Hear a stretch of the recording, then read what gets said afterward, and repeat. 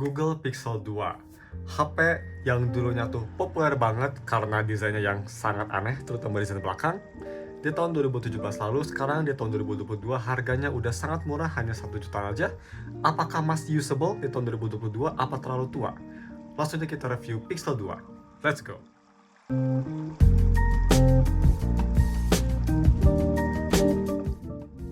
Oke guys, nama gue Stefan dari StefTech. Mari kita langsung review si Google Pixel 2. Sebelumnya gue udah pernah nge-review Google Pixel 2 XL juga ya, tapi kan Pixel 2 tuh agak sedikit berbeda HP-nya, bezelnya juga jauh lebih tebal. So ya, kita bakal bahas Pixel 2 untuk sekarang. Dan ya, sebelum kita masuk ke si full review-nya, HP ini gue bakal taruh linknya di deskripsi, dan juga kalau misalnya kalian ingin wallpaper Kokomi yang ada di sini, gue bakal taruh wallpapernya juga di deskripsi. Anyway, untuk harga dan speknya, harganya sendiri gue beli HP ini di harga 1,2 jutaan. Itu tuh kondisinya tuh full set OEM, tapi hanya charger dan kepala charger aja. Nih boxnya juga, dia boxnya tua banget ya, karena gue tuh beli bukan di toko besar ya, gue tuh beli dari orang yang make, jadi beda. Dan untuk kondisi juga ini surprisingly sangat oke. Dia emailnya kedaftar karena ini kan HP rilis sebelum email block ya, jadi email aman. Dan juga untuk kondisi badan dan kondisi layar ini surprisingly guys, gak ada shadow sama sekali. Untuk yang harganya 1,2 juta dan umurnya yang udah 5 tahun, ini gak ada shadow sama sekali, bisa kita lihat. Sangat keren ya. Terus semua fitur juga kayak NFC masih bagus, dan baterai juga masih respectable untuk umurnya. So, ini tuh yang varian 4GB RAM dengan internal storage sebesar 64GB single SIM.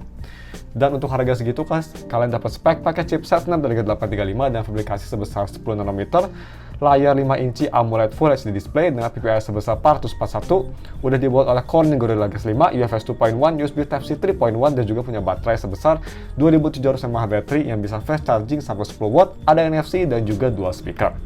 Oke, so mari kita bahas si desainnya dulu. Untuk desain, ini yang rada kontroversial pada zaman dulu ya, dan even di zaman 2022 sekarang pun desain belakangnya ini terutama agak sedikit unik ya. Kameranya tuh masih alien banget sih, masih aneh banget. Kayak aneh banget penempatannya sampai sekarang juga, bener-bener weird. Tapi untuk dual tone-nya sendiri gue masih suka sampai sekarang ya. Gue harap banyak HP zaman sekarang yang nge-adopsi dual tone kayak gini, karena ini memang kelihatan sangat keren. Dan untuk desain depannya pastinya ini kayak Apple ya, kayak iPhone SE gitu. Jidat dan dagunya super duper tebal. Ini HP kelihatan outdated banget dari depan memang. Nah terus untuk gripnya sendiri, ini salah satu yang sangat enak ya pasti di HP ini. Karena dia juga kan layarnya tuh kan gak besar banget ya, dia layarnya hanya 5 inci, form factor juga kecil, dan juga dia itu 16:9 aspek rationya. Jadi untuk dipakai sama tangan ini sangat nyaman banget, 10 out of 10 pretty much. Dan untuk beratnya sendiri, banyak penasaran kalau misalnya kita coba ukur pakai scale. Hello, come on. Ini tuh beratnya juga sangat enteng, tapi nggak enteng-enteng banget, di 142 gram.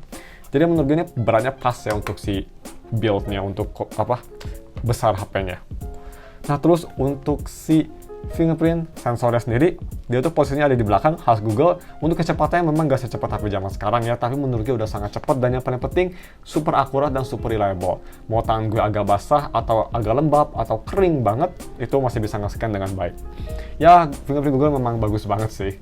Nah terus untuk si kualitas layarnya sendiri, ini pakai AMOLED, dan memang AMOLED-nya bukan AMOLED yang kayak bagus kayak di Xperia XZ3 ya. Ini AMOLED-nya agak sedikit underwhelming, dan memang pas zaman rilis juga dia AMOLED-nya memang bukan yang terbaik ya, malah suka ada masalah. Tapi untuk layar ini AMOLED-nya nggak ada masalah, unitnya lumayan hoki, dan kualitasnya menurut gue untuk harga 1 juta pas atau 1 jutaan ini sangat bagus. Warna masih kelihatan vibrant, walaupun tempat warnanya agak terlalu warm untuk gue, tapi masih bagus, detailnya juga masih sangat sharp, film angle-nya masih cukup oke walaupun bukan yang terbaik, dan juga masih punya overall gambar yang kelihatan jernih, dan masih ada bobo flagship-nya lah, if you know what I mean. Dan untuk visibility di besar matahari juga, dia memang brightness-nya nggak bisa terang banget, bisa kita lihat di kondisi cahaya, itu padahal nggak terang banget ya, mataharinya tuh ketutupan awan. Tapi di siang hari itu jam 3-an, bisa kita lihat, bukan jam 3-an, jam 2-an, bisa kita lihat juga itu memang agak sedikit gelap, tapi at least masih usable dan masih kelihatan lah. Masih cukup oke. Nah dan terakhir untuk si haptiknya sendiri, ini haptiknya juga memang gak kayak Google yang sekarang ya, kayak Google Pixel 3 atau Pixel 3 XL dan ke atas. Di Google Pixel 2 memang haptic feedback-nya bukan yang terbaik ya. Dia tuh rasanya kayak haptic feedback mid-range lah, not the best tapi not the worst either. Untuk si touch-nya juga, tapi dia nggak ada masalah sama sekali, sama kayak HP Google lainnya, sangat responsif. Alright, audio quality. Memang Google Pixel tuh dari zaman Pixel 1 sampai Pixel sekarang pun nggak pernah ngeadopsi headphone jack ya, kecuali di series A-nya. Tapi selain series A-nya dia nggak pernah ngeadopsi headphone jack dari Pixel pertama. Jadi emang di HP ini dia nggak ada headphone jack. Jadi kalau misalnya dengerin lagu harus pakai converter 3.5mm to USB Type-C. Tapi untuk kualitas sendiri menurut gue ini masih sangat remarkable banget. Dia masih punya sound quality yang lebih ke arah balance ya. Jadi dia punya vokal yang jernih, sedikit punchy, mid range yang lumayan maju, dan juga separasi instrumen dan sound stage yang cukup oke. Amplifier juga ini cukup bagus, gue coba tes pakai headphone Moondrop 2 di volume sekitar rendah banget, itu kayak 40% aja udah sangat keras. Jadi amplifier juga cukup bagus. Dan untuk kualitas dual speakernya, ini dual speakernya front facing ya, kayak Sony Xperia XZ1 gitu. Front facing gede banget, atas di depan 2, kanan kiri. Dan juga balance suaranya, jadi nggak besar sebelah, nggak kayak HP pada zamannya. Dan ya untuk kualitas si speaker sendiri menurut gue ini cukup bagus ya. Dia untuk harga 1 juta lebih ke arah balance atau lebih ke arah bright dikit. Vokalnya tuh agak sedikit nusuk tapi masih acceptable. Tapi yang bikin bagusnya menurut gue ini dari si richness suara separasi instrumen dan richness mid range-nya ini sangat bagus banget. Clarity juga cukup bagus. Dan juga untuk si full volume-nya ini bisa keras banget, cuma di volume sekitar di atas 90%, HP-nya bakal agak ada sedikit distorsi gitu. Jadi ya, untuk lebih detailnya ini di speaker testnya, gue ini tesnya di atas volume 90 ya, jadi kalian bakal dengar distorsinya terutama dari si vokalnya. Check it out guys.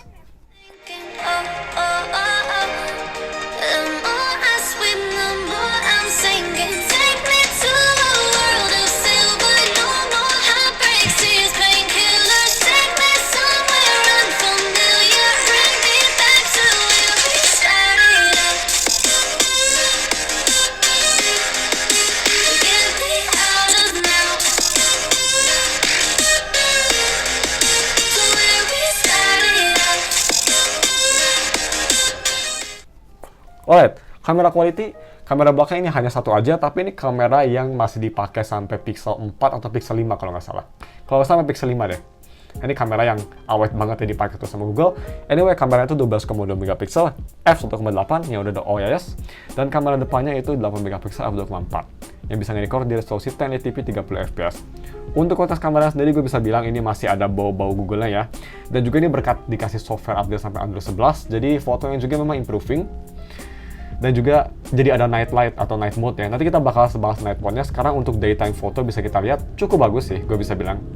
Untuk harganya malahan sangat bagus banget. Ini bisa jadi HP yang bagus banget untuk foto ya. Foto masih kelihatan bagus dengan dynamic range yang oke, kontras yang high kontras banget khas Google, temperaturnya lebih ke arah cool, dan overall foto kelihatan appealing, enak dilihat, dan masih kelihatan bagus. Masih kelihatan jernih lah, masih ada bobo flagship-nya. Dan juga karena ini masih disupport sama Google, ini kayaknya salah satu atau even satu-satunya HP di umurnya yang dikasih night mode. Yap, di HP ini ada night mode guys. Bisa kita lihat, memang fotonya nggak bagus banget ya.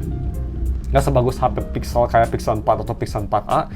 Yang bikin kurang bagus tuh dari si lens flare-nya, kerasa banget ada lens flare besar, itu gue udah lap lensanya juga, lens flare-nya masih ada. Tapi overall untuk foto night light-nya sendiri cukup bagus, dia nggak ada masalah, gambar cukup kelihatan terang dengan noise yang minimum dan detail yang oke. Untuk selfie-nya memang ini agak sedikit underwhelming, not the best.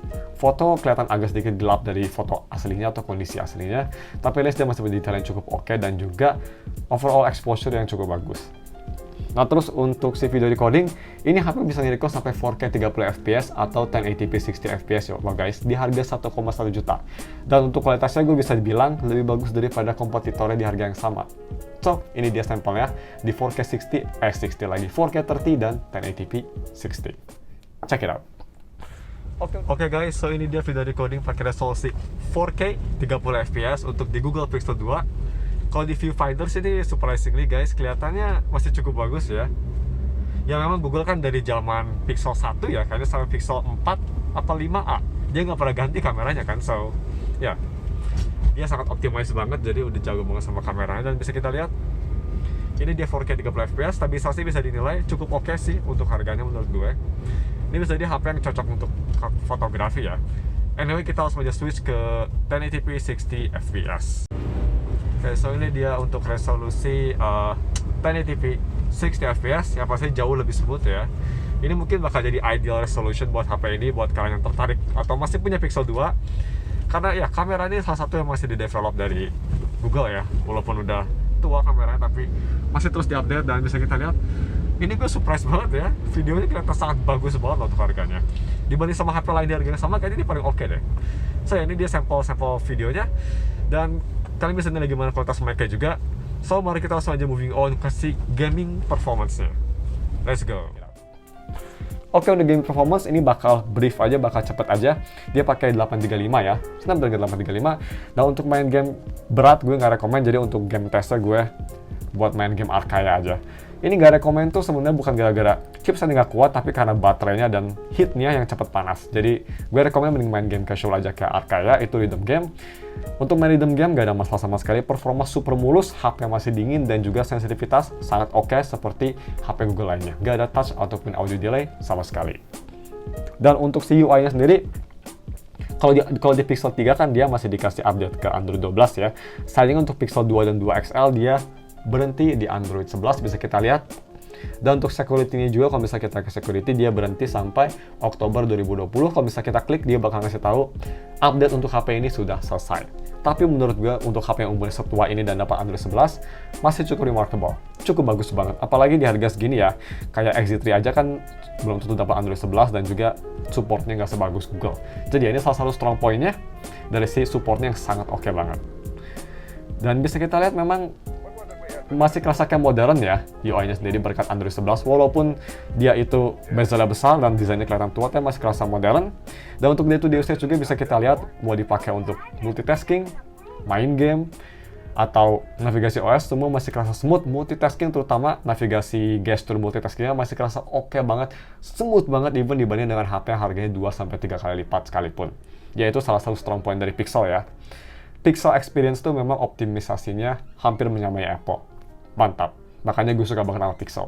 Itu dari OS-nya pretty much.